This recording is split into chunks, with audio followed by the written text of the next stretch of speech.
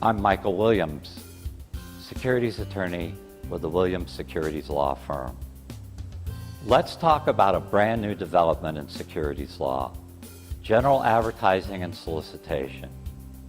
It used to be if you were going to raise money privately, that is without a filing with the SEC, you couldn't go out on the internet or anywhere else and advertise for investors. Congress changed that when they adopted the Jobs Act, but they made it limited.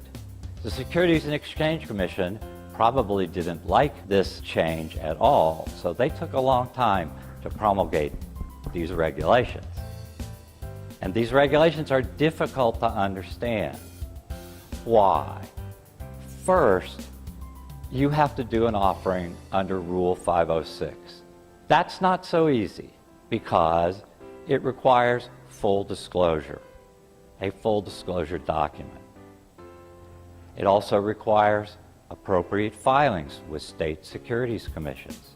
So it's not just stick an ad up on the internet and people flock to you. There are things you have to do to get ready. Now your advertisement's up, your documents are done, you go put an ad on the internet or somewhere else, or you go to one of the websites that says they'll help you.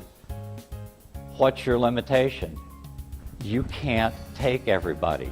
That's what the rule says. You can't take everybody. You can only take people who are accredited investors. What are accredited investors? There's a number of definitions for institutions, but let's talk about people only. It's people who have a net worth excluding their home of $1 million or who made $200,000 a year in the last 2 years if they're single, or $300,000 if they're married, and have an expectation of the same. But here's the catch. You are responsible for verifying that they are accredited. So they can't just put a little check anymore. And the commission in the rule book tells you what you have to do.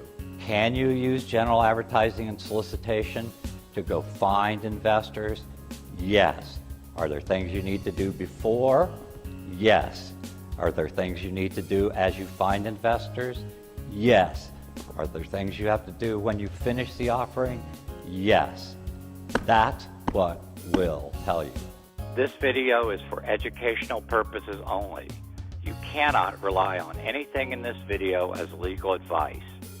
The video is not intended to imply any guarantee of success in any legal work I perform.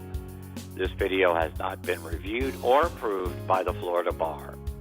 This video is a part of my website and as such is subject to all of the disclaimers on my website, which you should carefully review.